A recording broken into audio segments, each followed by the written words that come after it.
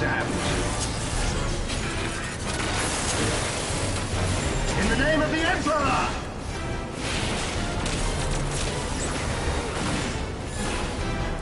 There is nowhere to run! Enough!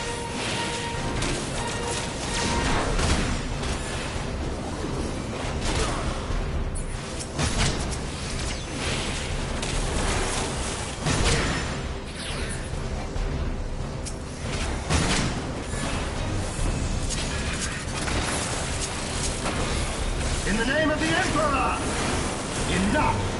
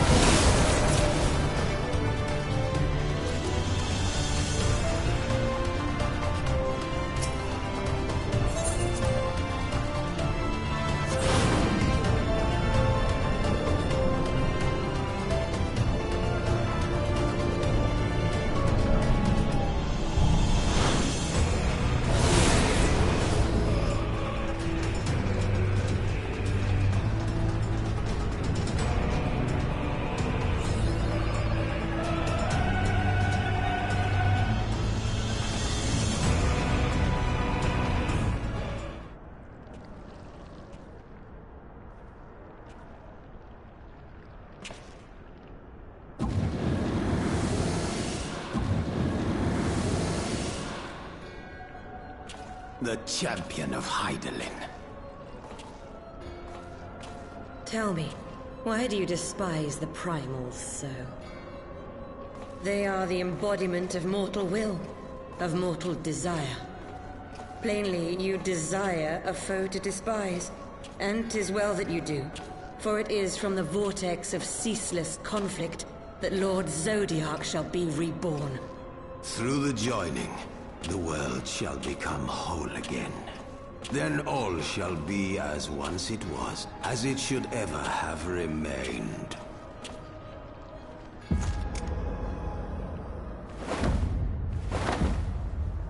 For the glory of Lord Zodiac. Your meddling ends here and now, warrior of light.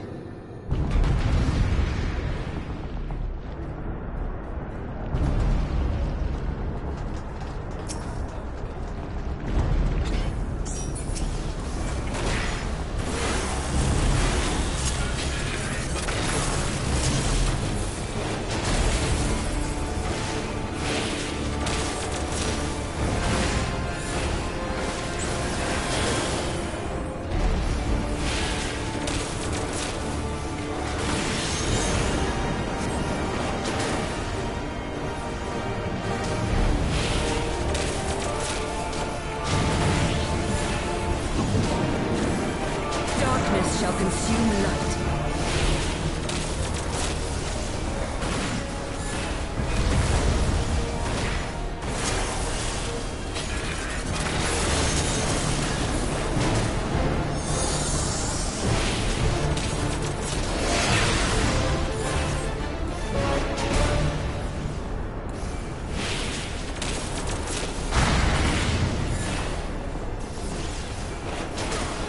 Mortal scum!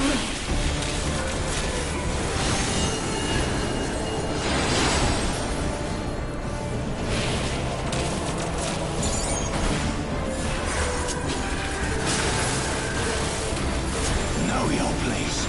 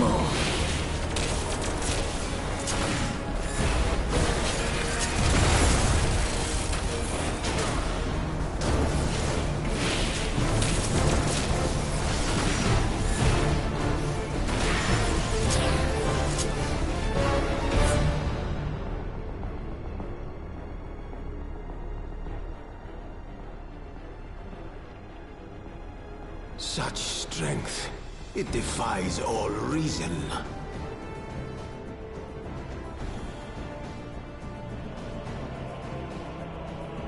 No, I will not be bested by the likes of them. La Habrea, it is time.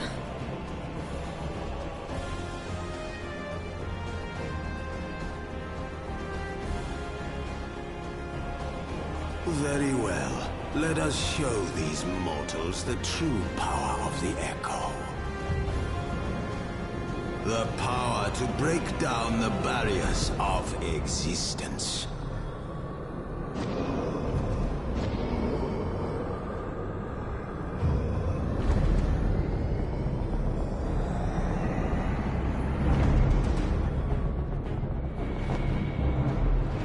I am become you.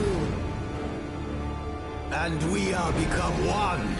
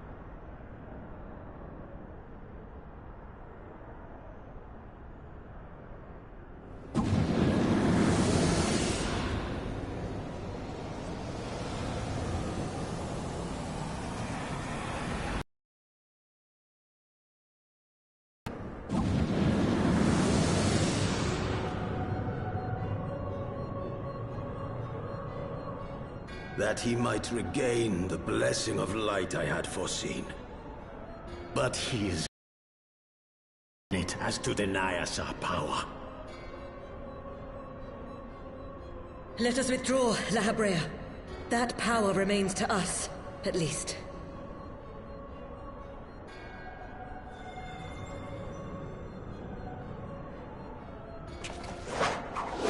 Impossible!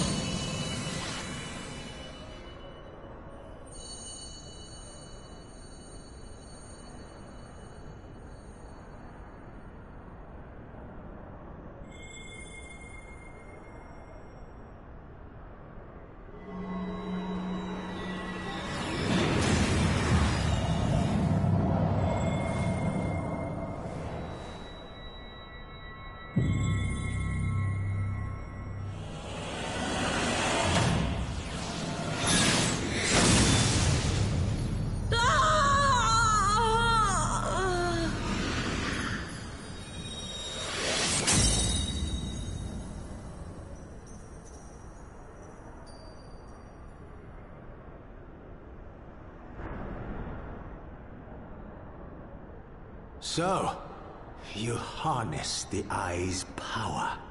A pity you spent it all. What will you do now, hero?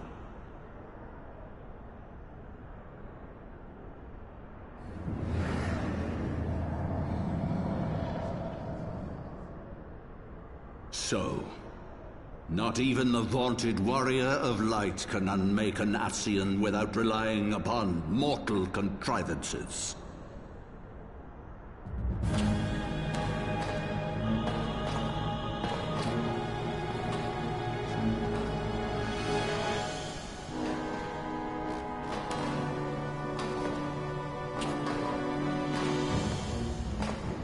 You?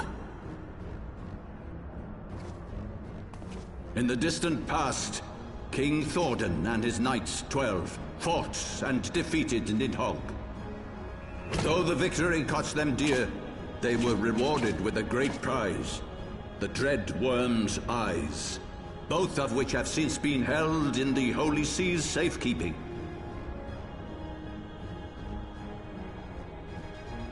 The eye you possess was Nidhogg's left, and long has it served as a source of the Azure Dragoon's might. As for its twin,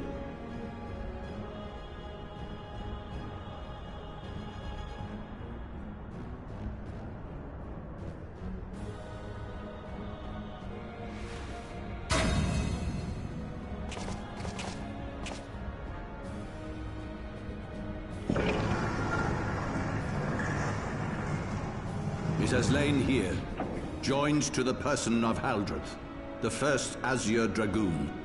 For though he learned to harness its power, he was ultimately consumed by it. Even in death, his body decays not. A pitiful end for a fabled hero. My Ascian friend, long have you and your kind sown the seeds of chaos by teaching mortals the secrets of summoning. But if you assumed that we would meekly serve as your pawns, then you are gravely mistaken. You would raise a hand against us?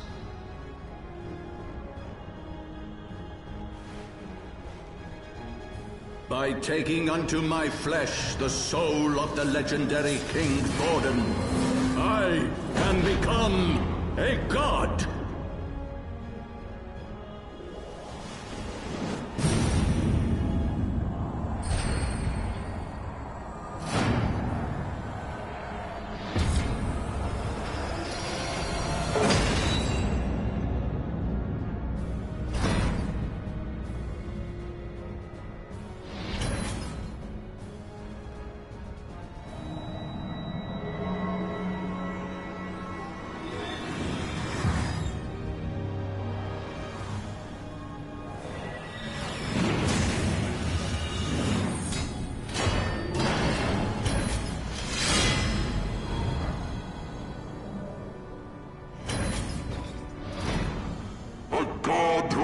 not cessation, whose being is sustained by a millennium of fervent prayer, and the eye's nigh bottomless reservoir of ether. What? Your contempt for man has proven your undoing, Ascian. For my first act as God King, I do hereby sentence you to die!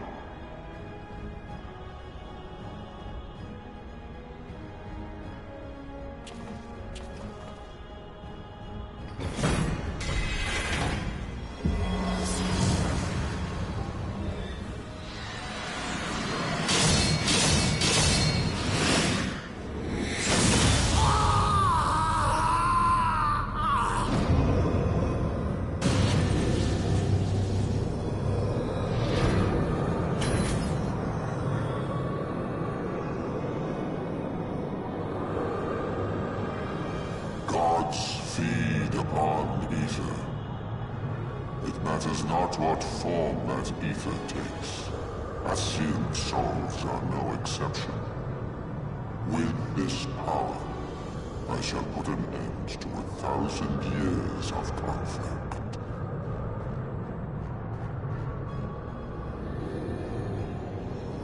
Be they sown by Ascian, dragon, or primal, wheresoever the seeds of chaos threaten to quicken, I shall excise them with my divine blade and bring order to the world.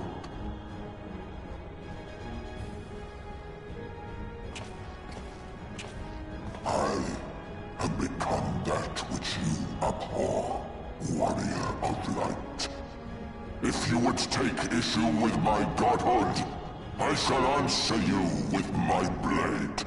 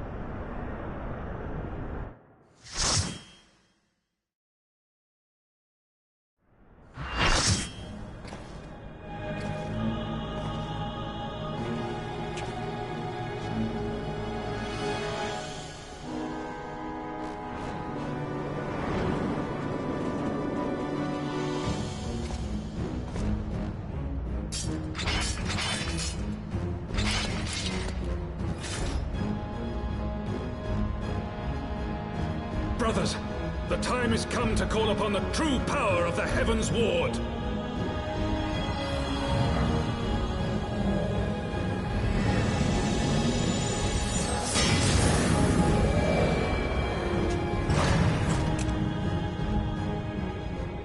Fight me if you will, warrior of light. I care not.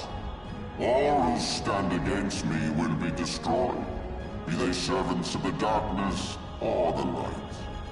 By my blessing shall all men be sanctified, and an endless era of peace begin. Vice and conflict shall cease to be.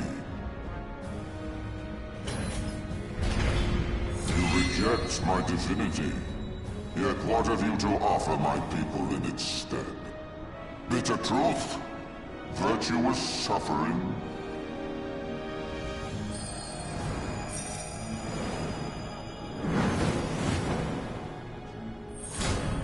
No matter. If you believe your cause just, I call upon you to defend it with your life.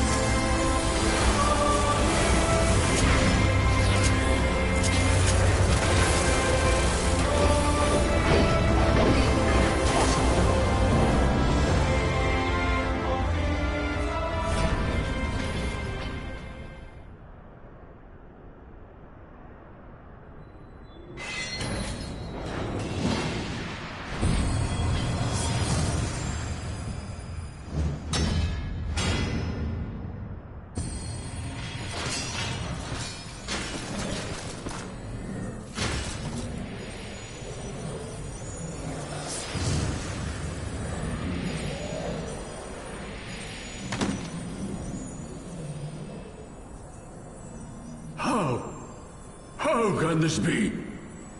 A millennium of prayer and the Eye's power combined, and still you stand.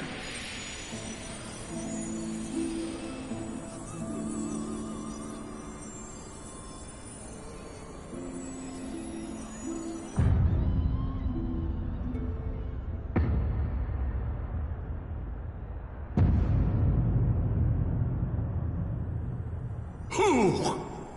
What are you?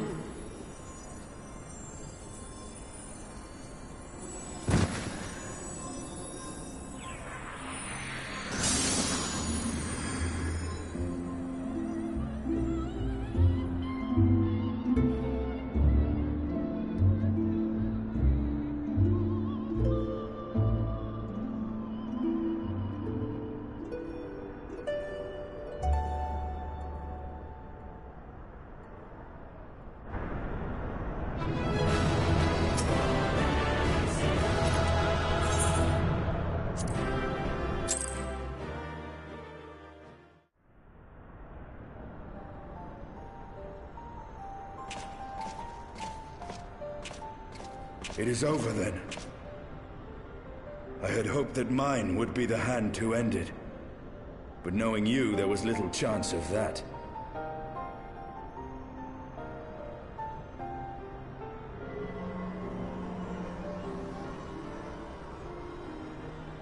Twould seem the Eye has served you well.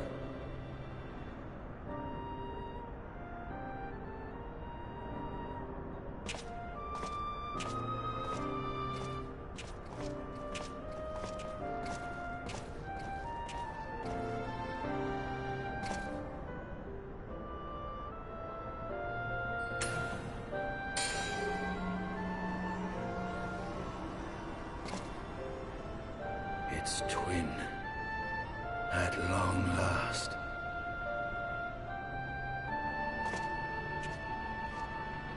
All that remains is to take them beyond the reach of man and dragon both. With this task accomplished, my toil shall finally be at an end.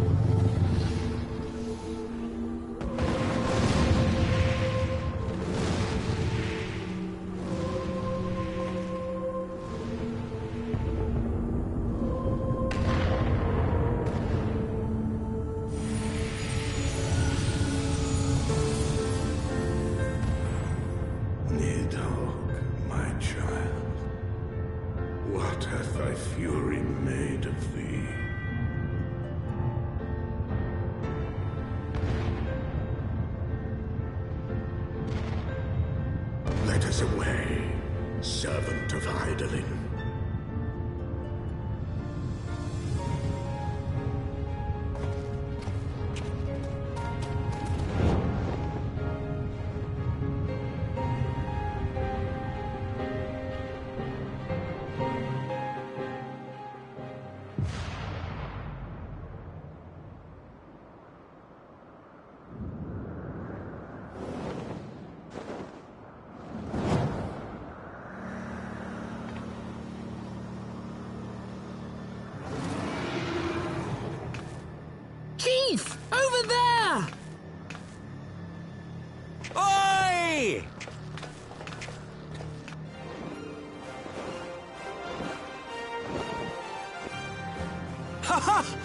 Gods damn it, do you always have to cut it so bloody close?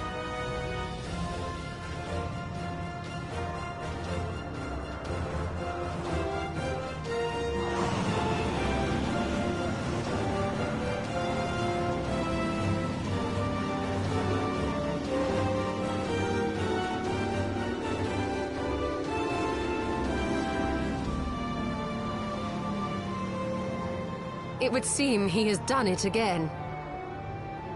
Was there ever any doubt? Let us return to Ishgard. Our friends will be eager to learn the battle's outcome, and welcome back their champion.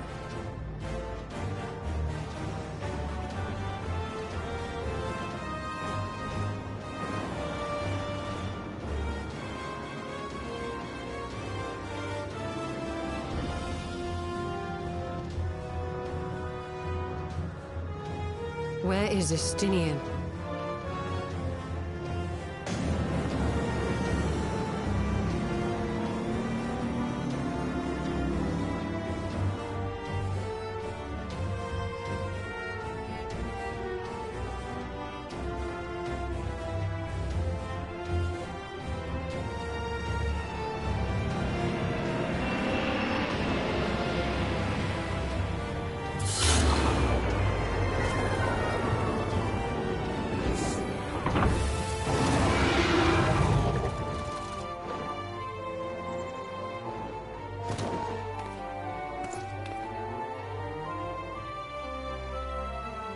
I dare say you are the first soul in Ishgardian history to arrive in our city upon Dragonback. This scene shall be remembered for 1,000 years to come.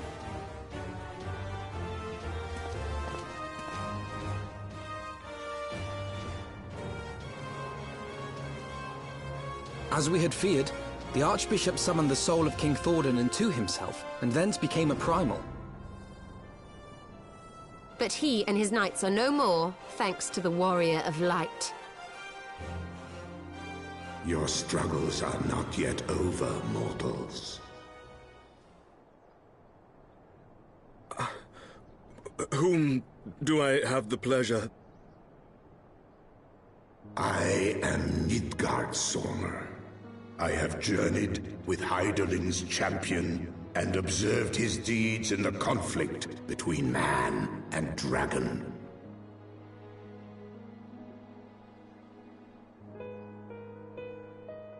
Tell me, children of Thordan, do you desire peace?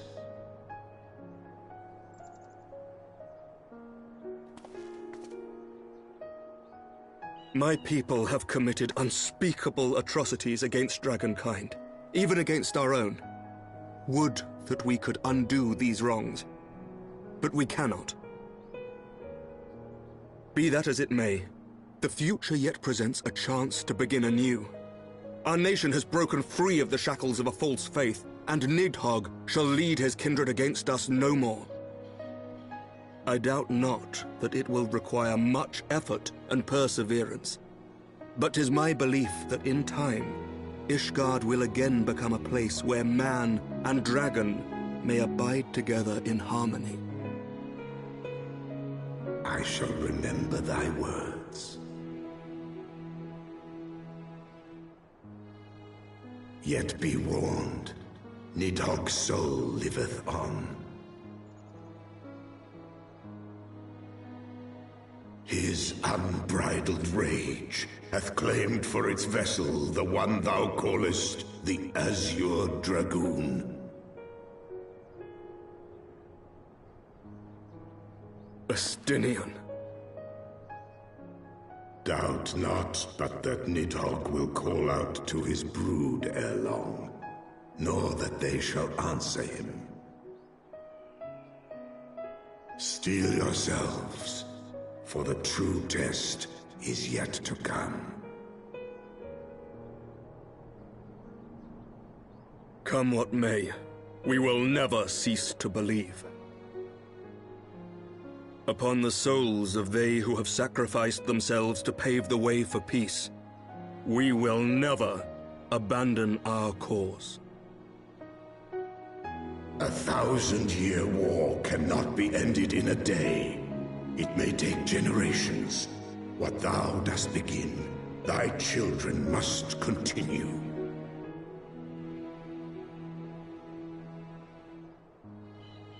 Entrust unto them thy hopes and dreams, that peace may reign again, and forevermore.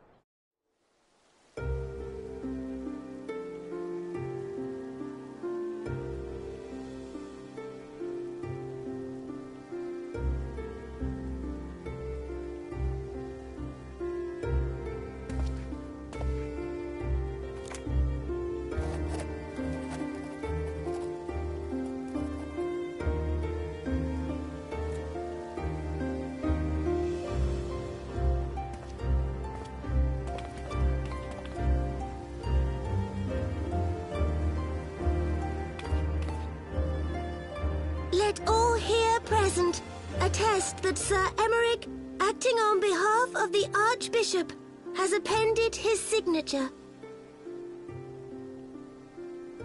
I do hereby declare that from this day forth, the Holy See of Ishgard shall once more be counted a member of the Eorzean Alliance. Let our nations move forward as one and stand united against the Garlean Empire.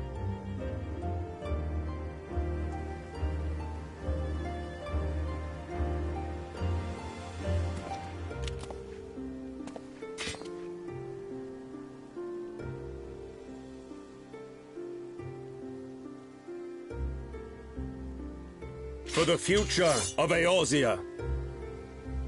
For the future of Eorzea!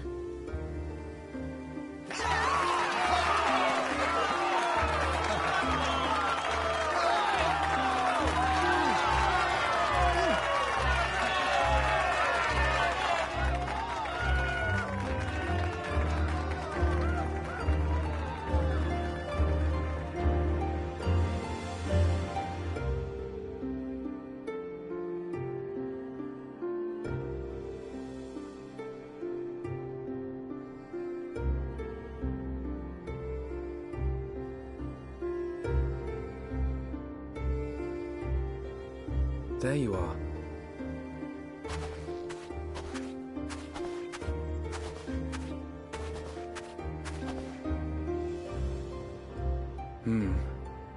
A noble monument to a noble soul.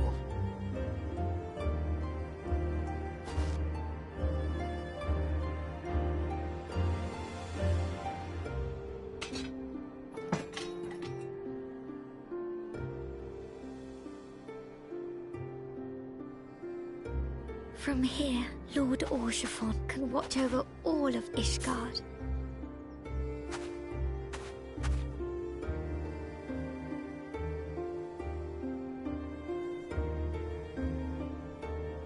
It has been a long and arduous journey, and we have lost much and more along the way. Yet come what may, we must stay true to our purpose and press on. That's right, you two. It's high time we got back to rebuilding the Scions. Which means we're going to need money! And lots of it!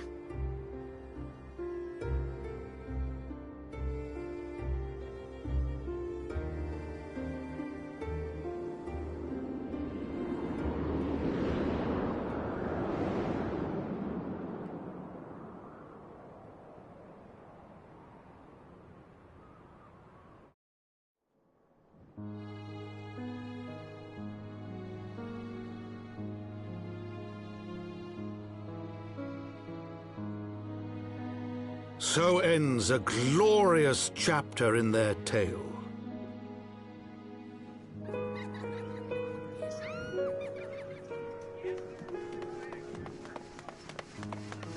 However, tumultuous days yet lie ahead for Ishgard. After 1,000 years under the yoke of the Church, the people take their first tentative steps into the unknown.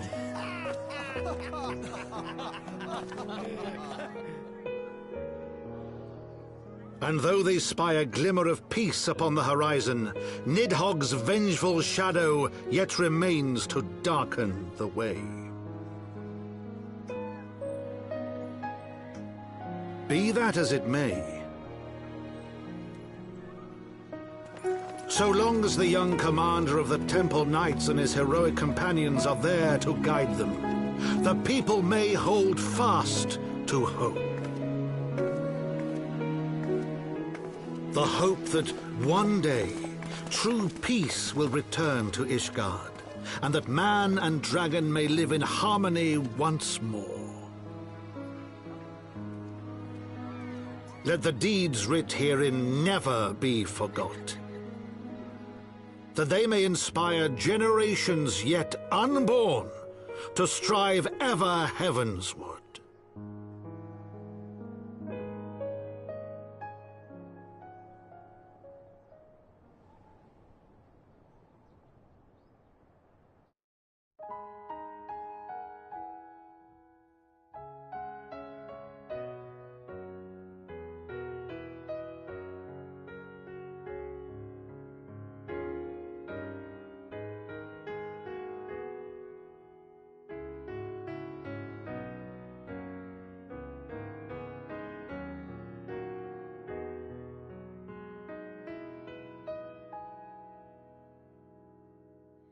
Children of the land, do you hear echoes of truths that once rang clear?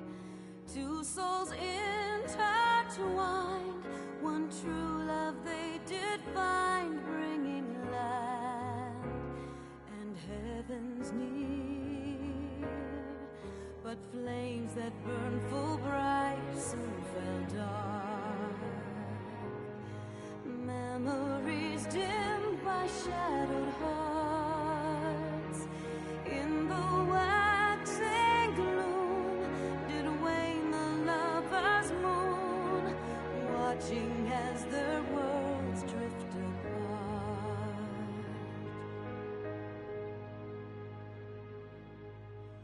One soul's cry, a passion welling within.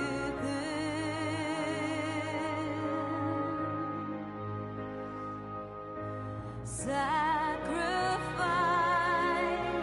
a final plea to her kin.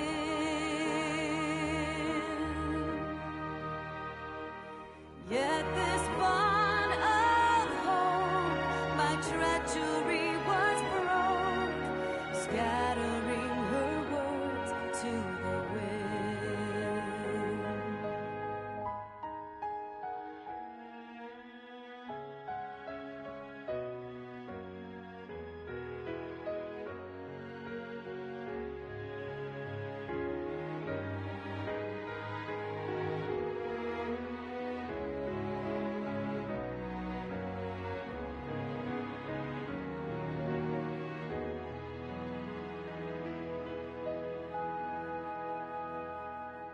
Swelling over long seas of blood are a song,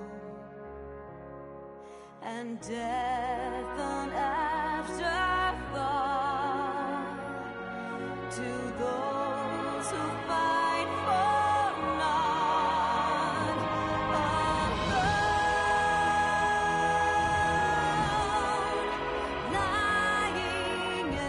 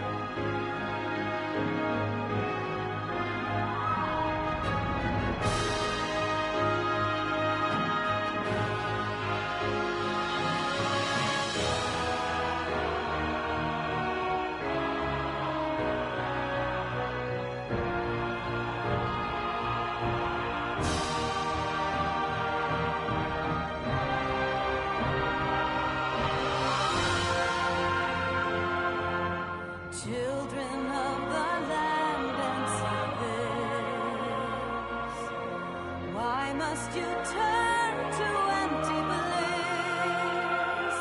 Tell me why break trust? Why turn the past to dust? Seeking solace in the abyss. Tell me why create a circle none can break?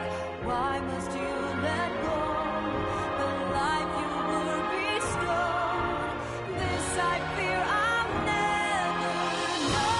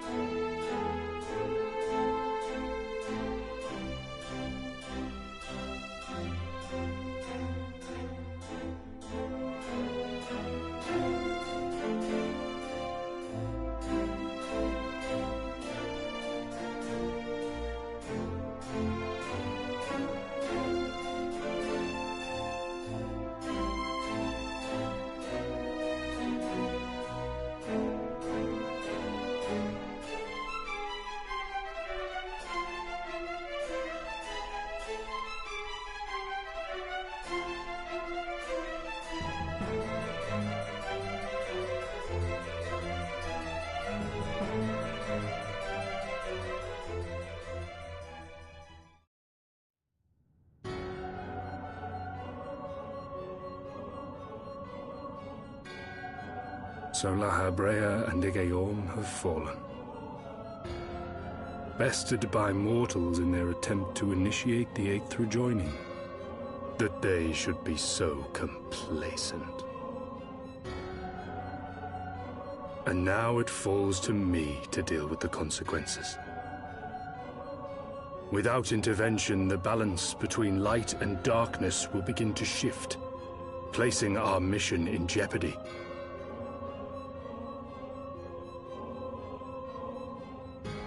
Hydaelyn's champion has grown too strong. His might encroaches upon the realm of gods. Equilibrium must needs be restored. The time has come for you and yours to join the fray. Warrior of Darkness.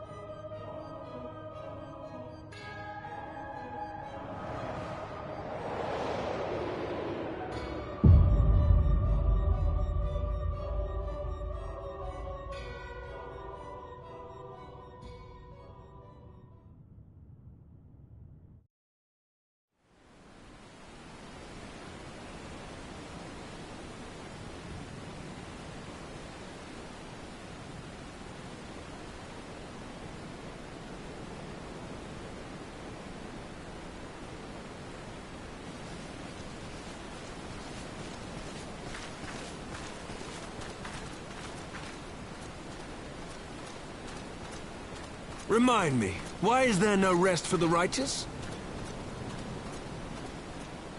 Because they care, Master Garland.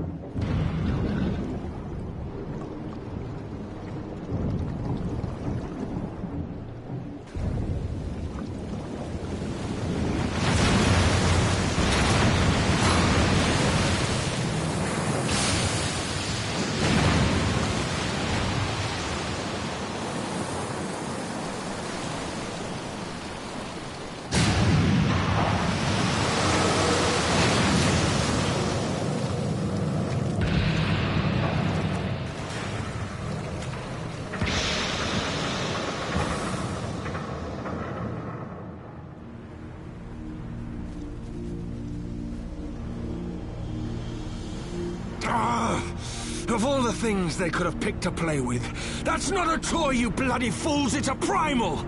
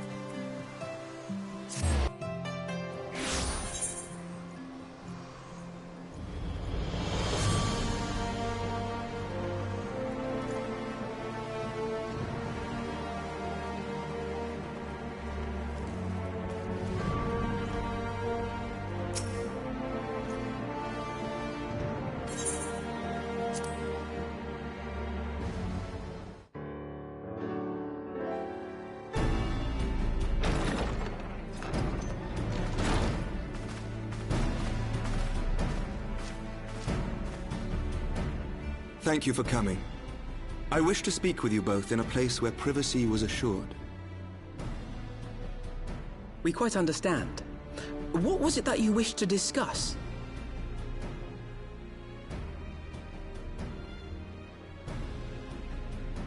With my father's passing, the seat of the Archbishop lies vacant. And so, in accordance with canon law, I have assumed his responsibilities. I should stress that this is a temporary measure. It was never intended that the Lord Commander of the Temple Knights serve in this capacity indefinitely. Quite the opposite. The statutes specify that I should surrender my powers as soon as a conclave of the senior clergy and the high houses have named a new archbishop. But in light of recent events, that would not seem appropriate. I confess I did not expect you to divulge quite so much quite so soon. The details of the Archbishop's plans, perhaps, but the true origin of the war and all it entails? I too had concerns. But when the Warrior of Light is witnessed returning to the capital upon the back of a dragon, one's options are rather limited. Mayhap I could have concealed certain details, but for how long? And at what risk? Should the truth have come to light in the meantime, how would the people have viewed my silence? After 1,000 years of lies and secrecy, I could not well abuse their trust and hope to be believed. The time for deception has passed. I only wish the people agreed. That some would deny the truth I had anticipated, but not this many. And among the few who acknowledged that my father had to be stopped, no small number questioned our methods.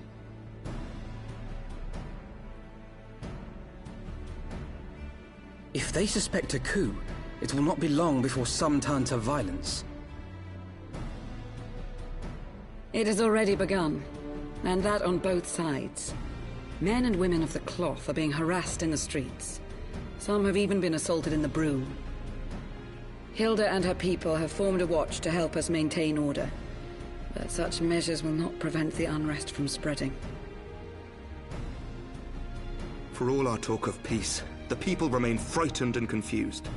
For their sake, we must bring the Dragonsong War to a definitive end.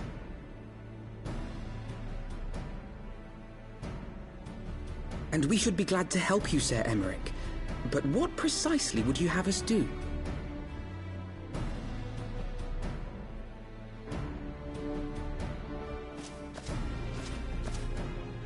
We wish to treat with the dragons of Annex Shrine. To that end, I would trouble you for an escort and an introduction.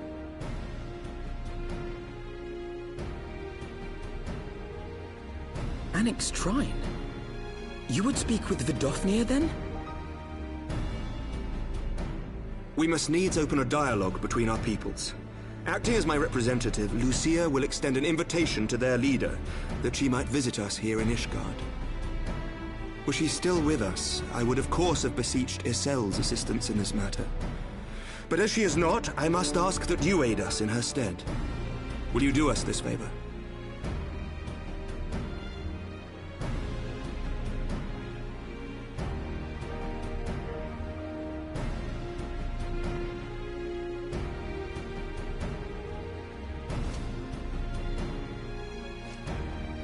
Thank you, my friends. Lucia, I leave the rest to you.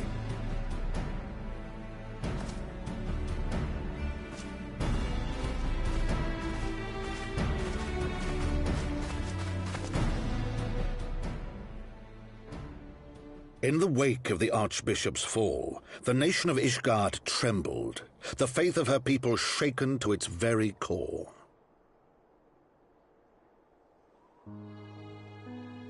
For 1,000 years had they fought and died, certain of the justice of their cause, only to be told that their holy war was born of the sins of their forefathers.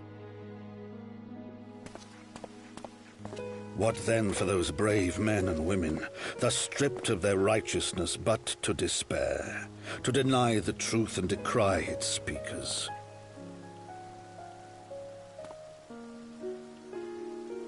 And what then for those whom they defamed but to hope on, to have faith in a brighter tomorrow?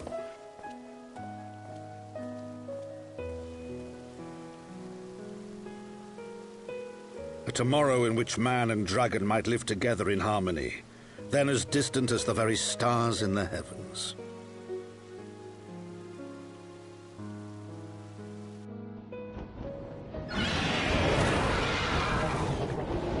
Yet while we dared to hope, deep within his lair the enemy lay, gathering his strength. Nidhogg, now possessed of his 2 eyes and the body of the Azure Dragoon, prizes to which he had laid claim at the very hour of the hero's triumph.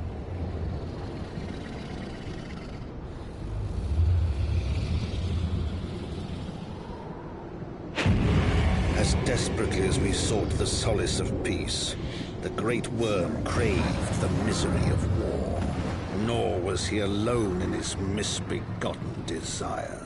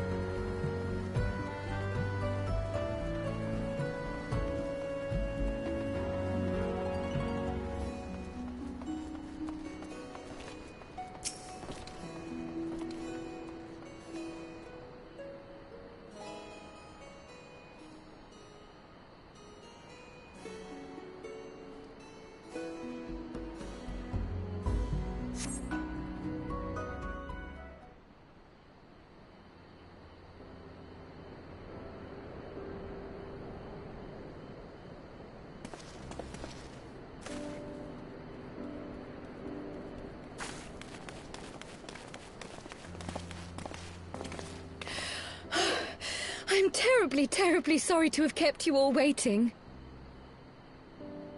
You need not apologize. We arrived but a moment ago ourselves.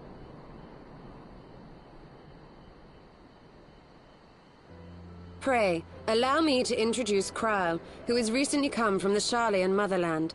She has generously offered to assist us. Oh, please, think nothing of it. A trip to Eorzea was long overdue. You must be the Warrior of Light. Yes, you certainly do look the part. A pleasure to meet you at last, sir. And who is that I spy but young Alpha No Levieur himself? I dare say someone's grown an ilm or two in my absence. Or are those lifts in your boots?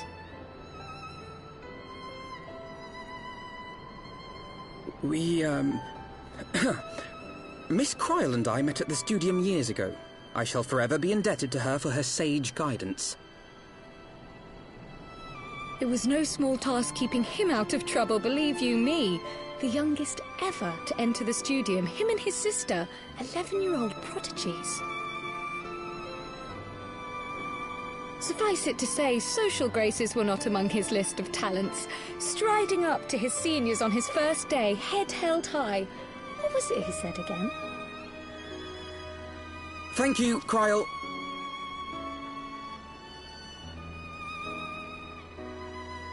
For what? I haven't finished yet. Would you care to attempt a more dexterous deflection? Mayhap we should save this delightful conversation for a more fitting occasion, when pressing matters do not demand our undivided attention. A bit much, but better. I can tell you have been putting your skills to use here in Eorzea. Henceforth, I trust you will dazzle me with your eloquence at the first time of asking.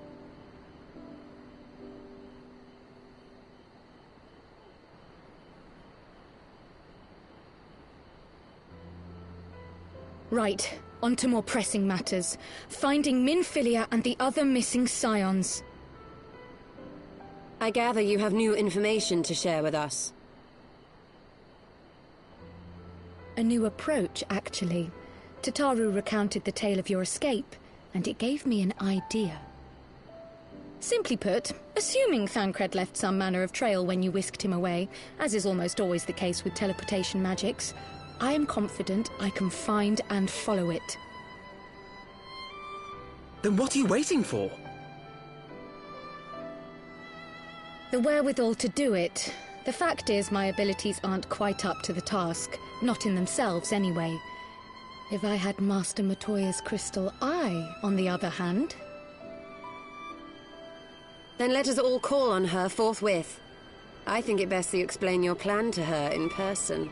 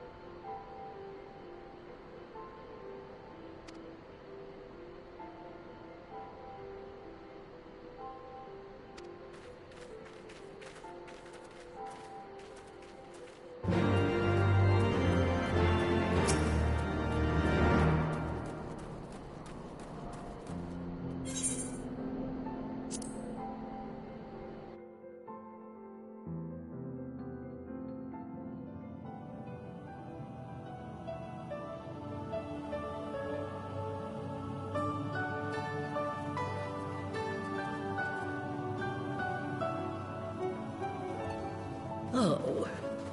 Is that trouble I smell? Or did you forget to wipe your boots on the way in?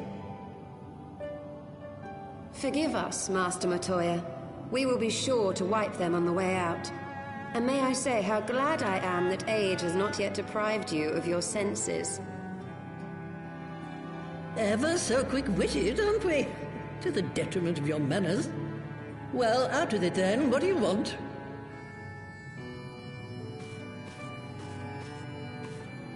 Pray, allow me to introduce myself, Master Matoya. I am Kryl, of the students of Baldessian. I hope you will excuse our unannounced visit. Baldessian, you say? Oh, yes. The old coot set up shop on the Isle of Val, didn't he? Regrettably, our Order's headquarters and the Isle itself were obliterated by a magic of immense power.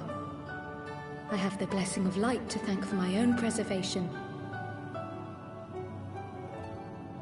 Kryl, you too possess the Echo. Well, yes, of course I do. Our Order is devoted to uncovering the mysteries of Hydaelyn and interpreting her will, particularly through the study of her gift to us. It was in the course of these studies that I met and subsequently befriended Minfilia. She and I have rather a lot in common. I had no idea. You weren't supposed to. Not that I wanted to deceive you, you understand, but precautions had to be taken.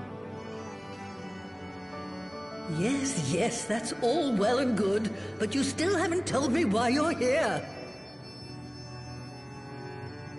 The students of Baldessian are gone, and there is naught I can do to change that.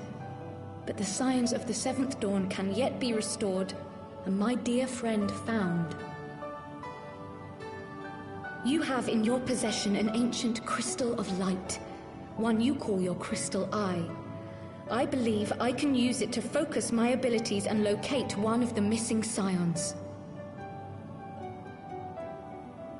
And there I was, thinking you might want to make use of my years of experience. Oh, wait here.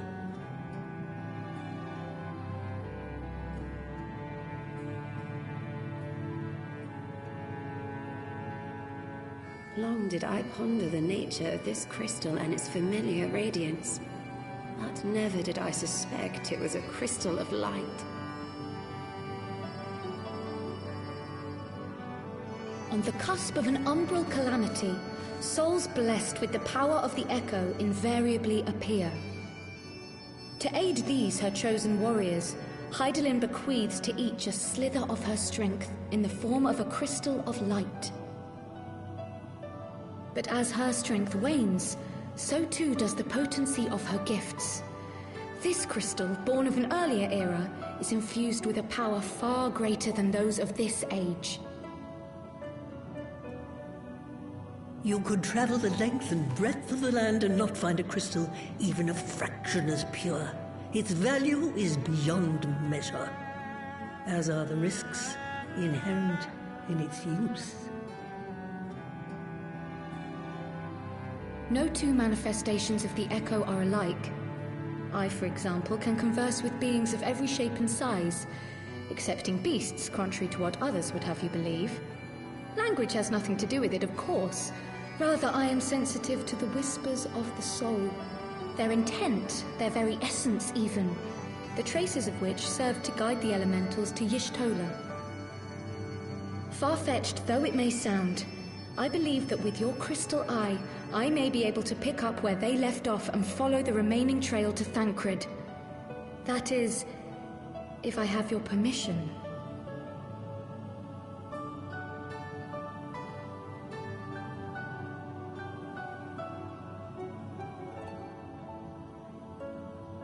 Well, the poor sod's not going to find himself. So, as long as you don't drop it or take it out of my sight, you may do with it what you will. Thank you, Master Matoya.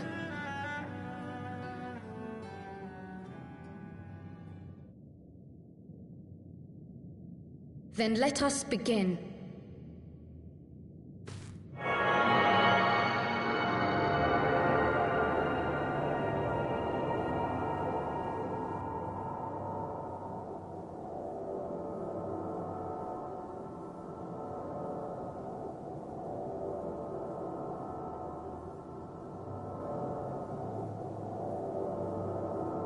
From the Black Shroud, the trail continues to the north and west, towards a mountain, the foot of Som Al. It was a near thing, but he was not deposited within the rock, I think.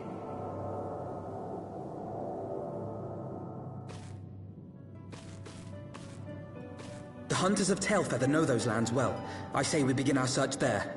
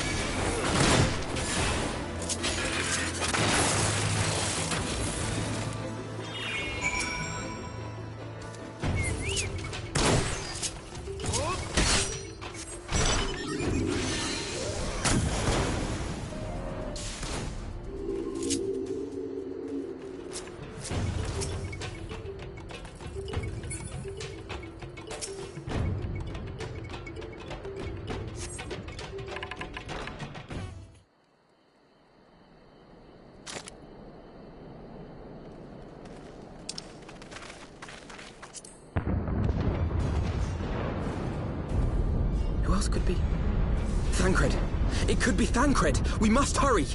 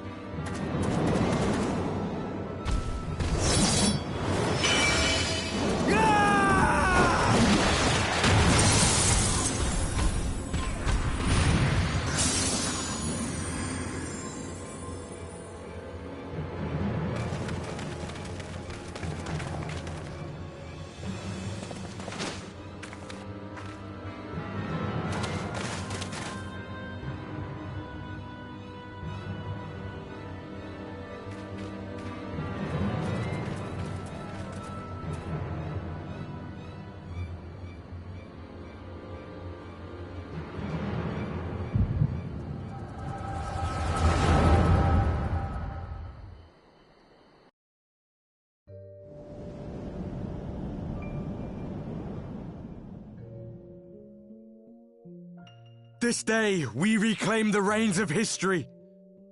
This day, we rid ourselves of the Ascians forever! Fools playing at heroes, all of you. Is this how you believe you can save your world? We can and we will, Ascian. You shall see. Or perhaps you will not!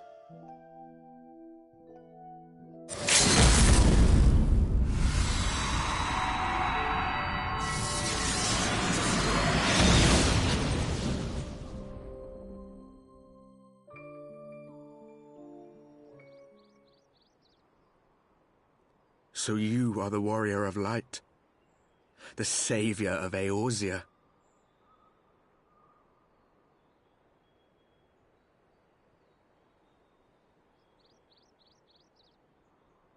It's a wonder you didn't come sooner, what with the primal and all. Lost a step, have we? Have care. The ether moves strangely around him. It would seem we share a common enemy. Mayhap you would tell us who you are.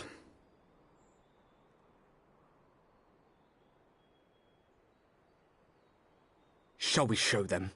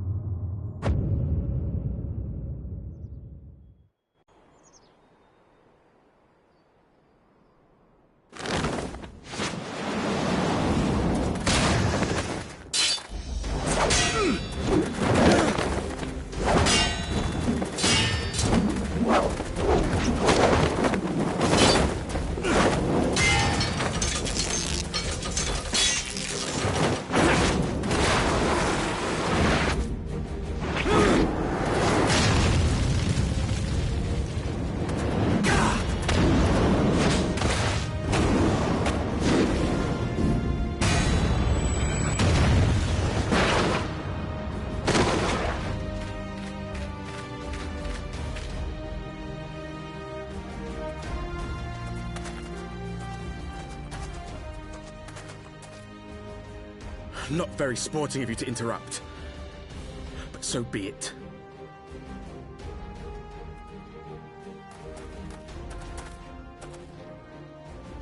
Mark well our faces, Warrior of Light. For we are the Warriors of Darkness. Walkers of a different path. And we shall meet again.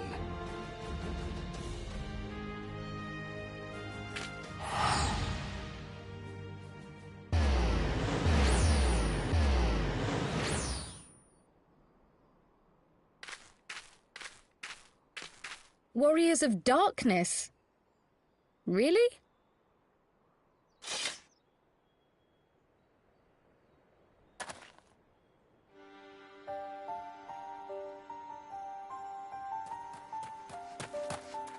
Thancred! Are you all right?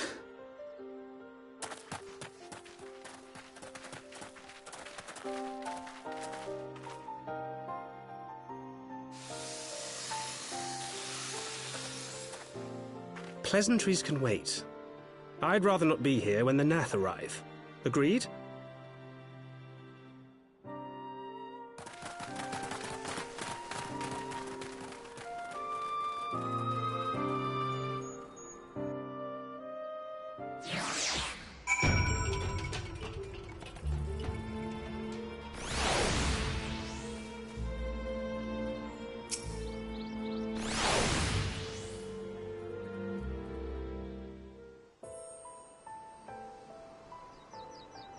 Suffice it to say, our reunion was not at all as I pictured it. Waiting until the last instant to join the fray. 'Tis plain you have not lost your appetite for the dramatic.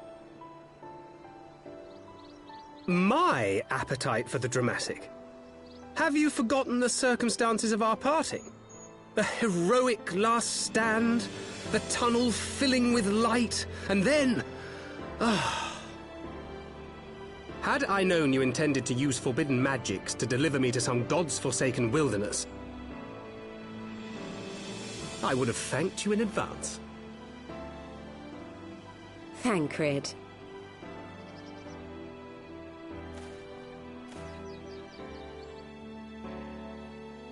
If nothing else, you might have warned me that I would emerge from the life stream in the Altogether.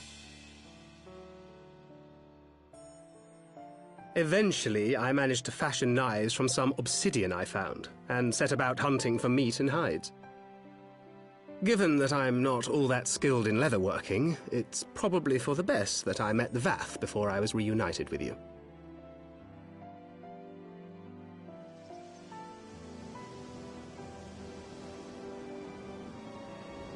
So you were the fleshling clothed in skins of whom the storyteller spoke? A description which fit me as ill as the skins themselves. Happily, I was able to trade with the Vath for garments better becoming a man of refinement. From them I learned of Ravana, and of the great warrior who had once laid him low.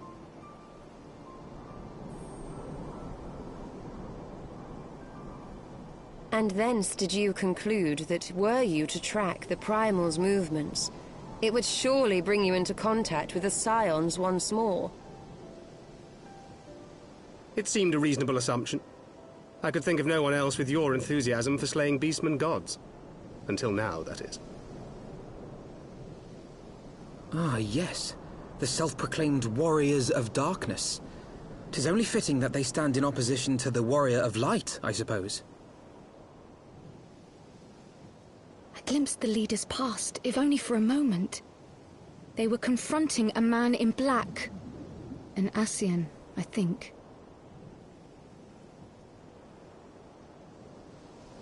If these warriors are capable of doing battle with Ascians and Primals both, they must be possessed of powerful protection. Protection not unlike the Echo.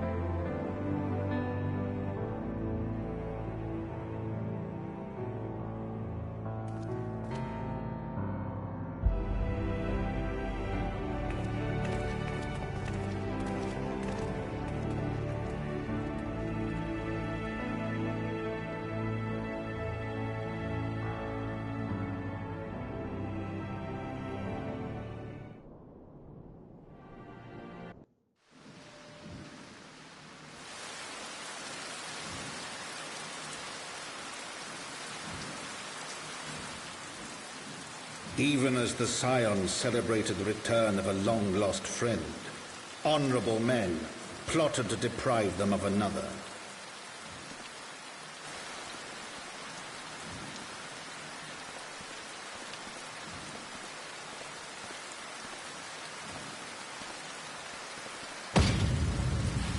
Honorable men, to whom Sir Emeric was no hero, but a scheming patricide.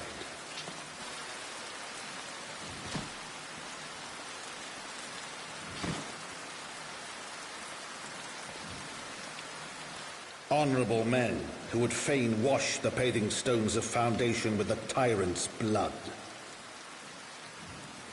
Honorable men whose knife in the dark was the spark which set the city aflame, and who sang as it burned.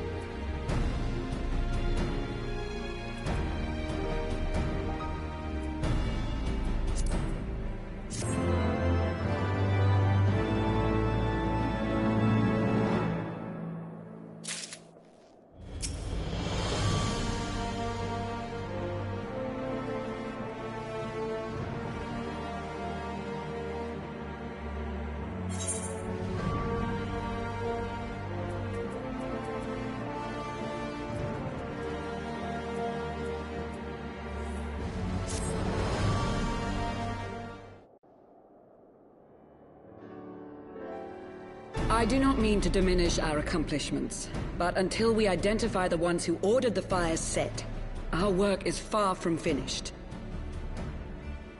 Between the various conservative and religious factions in Ishgard, I dare say there's no shortage of parties who would like to see the status quo preserved. Do any likely suspects spring to mind?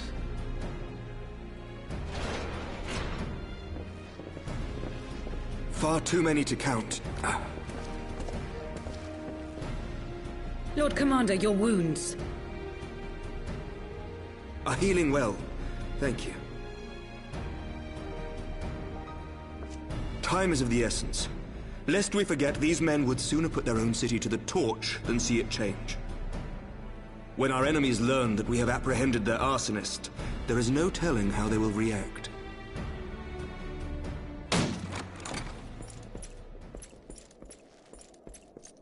Lord Commander, an armed mob has seized control of the vault. And now we know. Tell us what happened, sir. Spare no detail.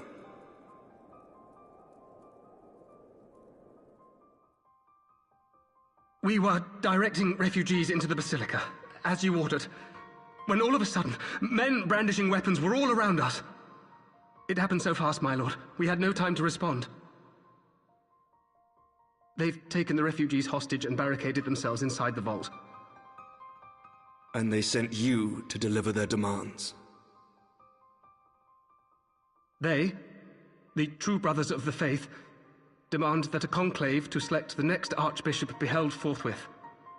Furthermore, they declare that you, Lord Commander, are guilty of patricide and high treason, and that you must surrender yourself at once to receive of the Fury's judgment.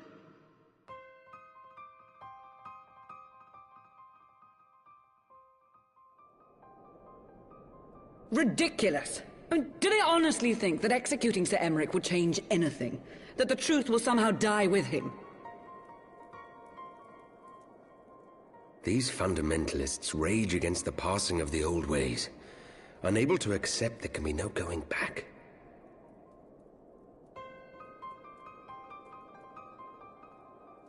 Given the fanciful nature of their demands, a peaceful resolution does not seem likely. If the hostages are to be rescued, it will be by force, I fear. Agreed. Lucia, take a contingent of knights and establish a perimeter outside the entrance. At once, Lord Commander.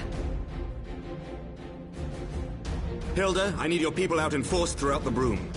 When word spreads of the situation, the friends and family of the hostages may try to take matters into their own hands. I will not give these militants more targets.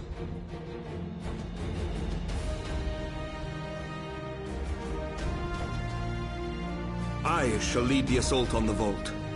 Master Alphino, can I count on the support of the Scions?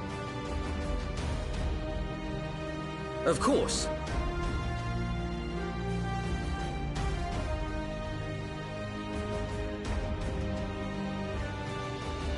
We are in your debt.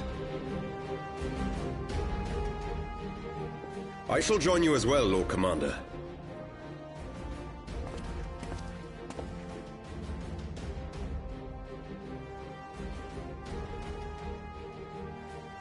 Your assistance is most welcome, Lord Atwarel. To arms, then, friends. Time is against us.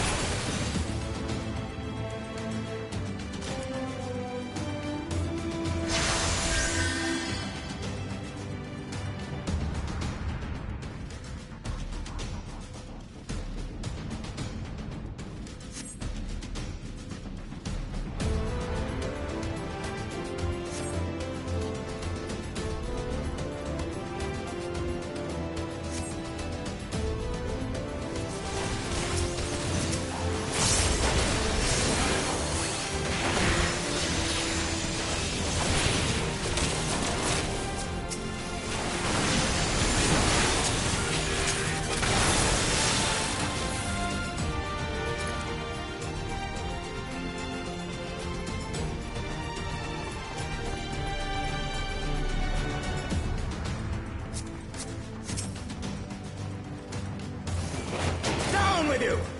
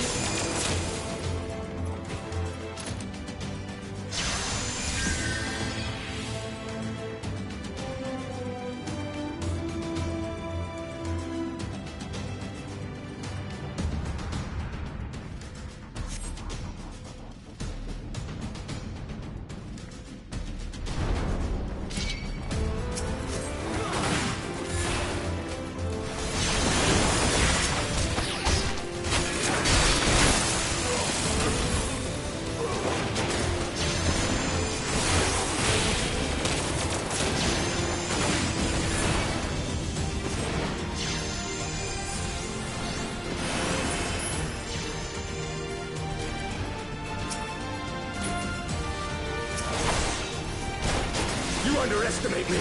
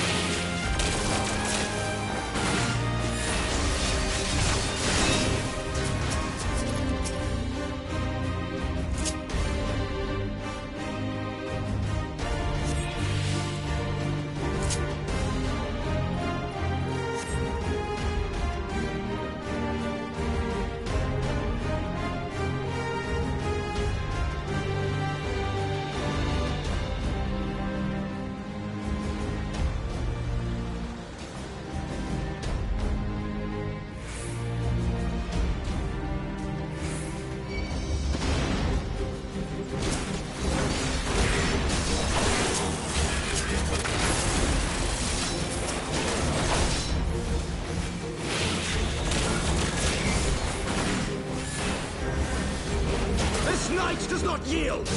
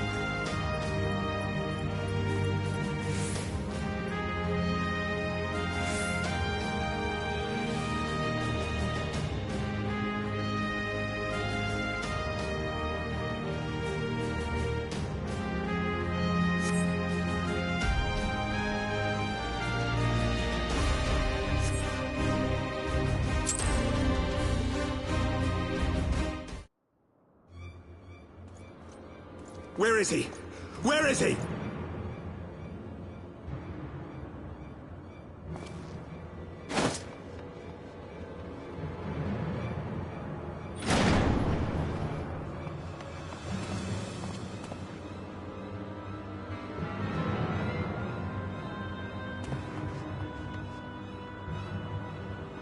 Come no closer!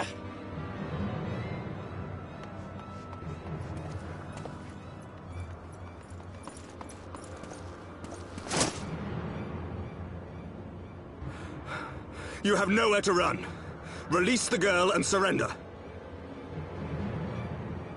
Surrender to whom? The blasphemer who throws wide the gates to our enemy? Who breaks bread with him and calls him brother? Ungodly swine! I would sooner die than surrender to you. Is it godly to spill the blood of an innocent child? To burn the homes of your brothers? Tell me, priest, is that godly? Do not speak to me of godliness, heathen! Your father's blood is on your hands, as is hers!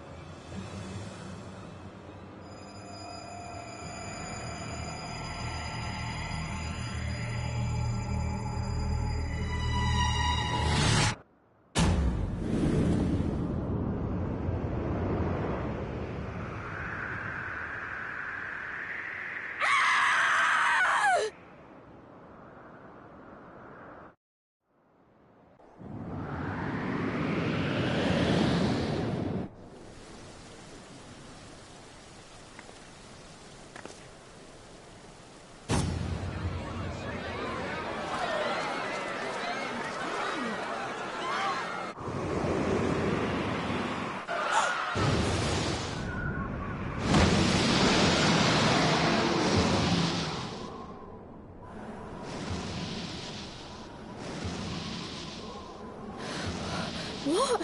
But I...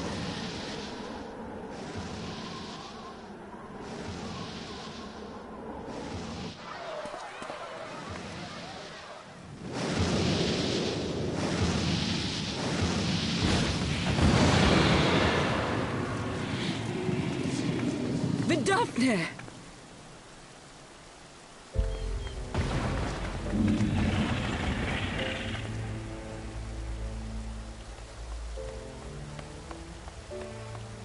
Well met, knight. Mayhap I chose an inopportune moment? Not at all. Pray forgive us this most unworthy reception. We are honored to have you with us, and right glad of your aid. Fortune delivered the child unto me.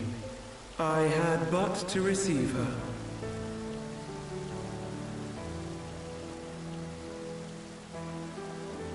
Thank you for saving me.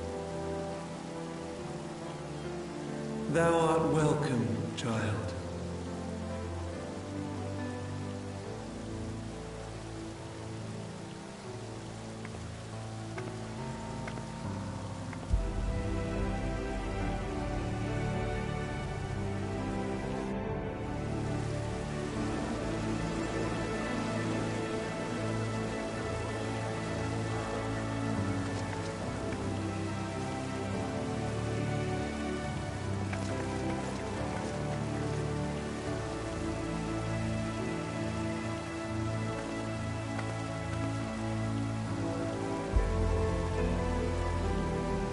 Never did I think to be indebted to so unexpected a savior. But full glad am I to be so.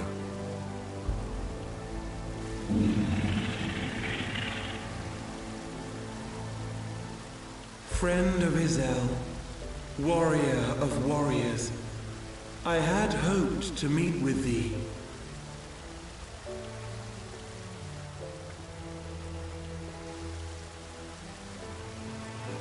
I bear a message from my sire. From Bracefelder?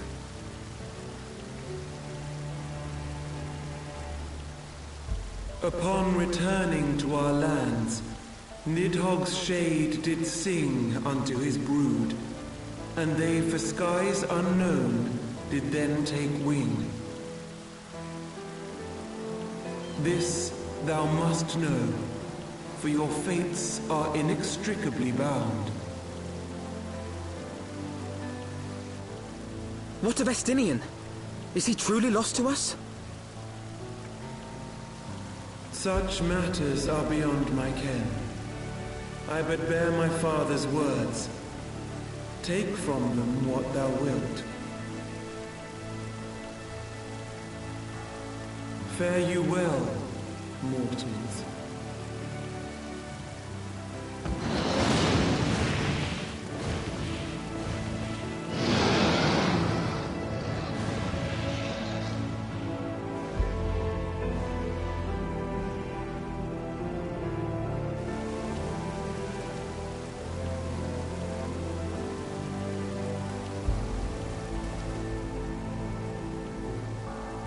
So it is as they say, then. A great white dragon swooped down from the heavens to rescue an innocent child. A most unexpected turn of events, but not an unwelcome one. The people will not soon forget this day.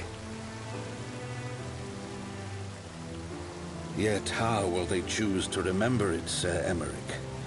And will these events serve to bring man and dragon closer together, or drive a deeper wedge between brothers? After 1,000 years, the world these men once knew is changing, and with ungentle swiftness to boot. Though their actions are misguided, their sentiments are only to be expected. You may be sure that others will rally to their cause. I share your desire for a lasting peace with the Jovanians, I do. But I would not see it built on the bones of our countrymen, nor on our own.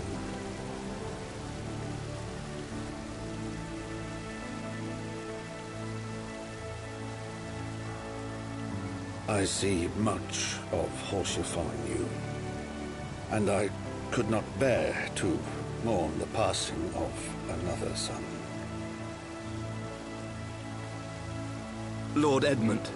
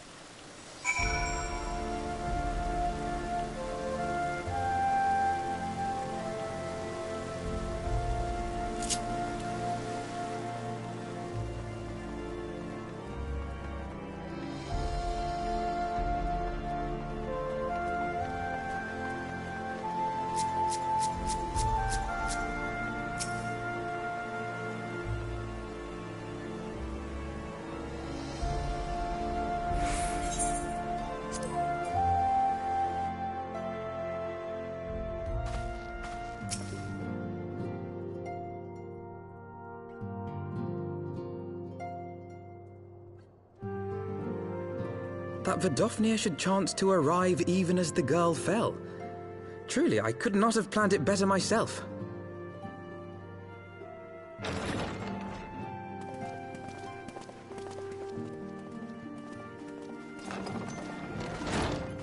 Ah, good.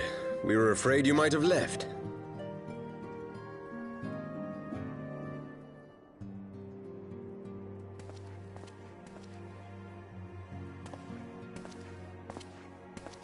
A shield, my lord? Fit for a true knight. An expression of our gratitude to you and yours, long overdue.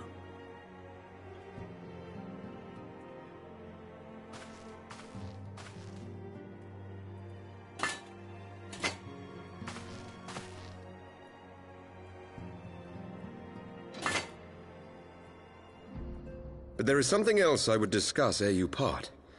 Something which cannot leave this room. My father will soon step down as head of our house. Sir Emeric was not the only one to fall under suspicion following the death of the Archbishop. There are some who believe my father complicit in a coup d'etat. Thus he intends to renounce his title to absolve our house of suspicion and secure the support of our peers. Surely there must be another way to convince Houses Durandare and Zemail. So I said to him. Alas, he will not budge.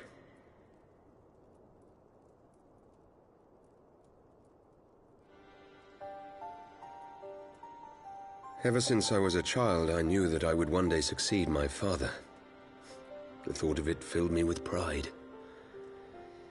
Yet once I learned the day was at hand, my heart was filled with naught but dread.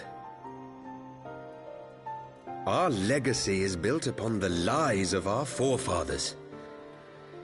In accepting this title, am I not perpetuating this injustice? Why should I become the next count?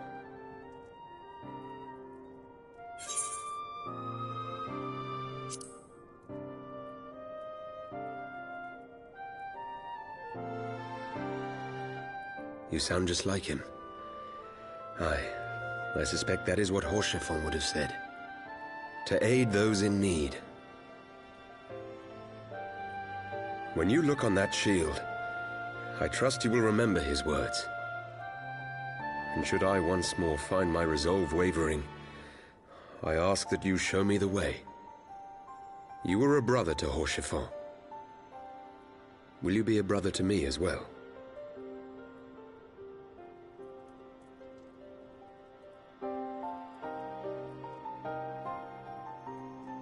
Come, Manalaine. There's much to be done. For father, and for Sir Emeric, and for Ishgard.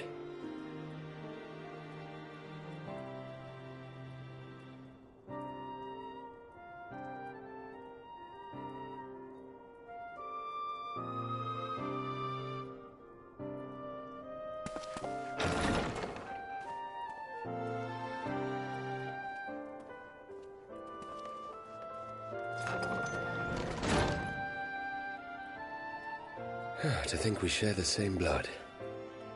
Pray excuse us.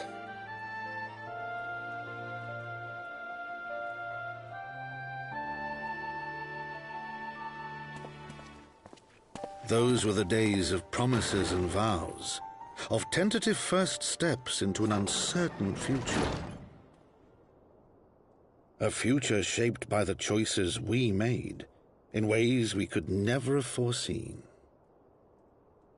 Born of good and evil, of light and darkness, and shepherded by our hand.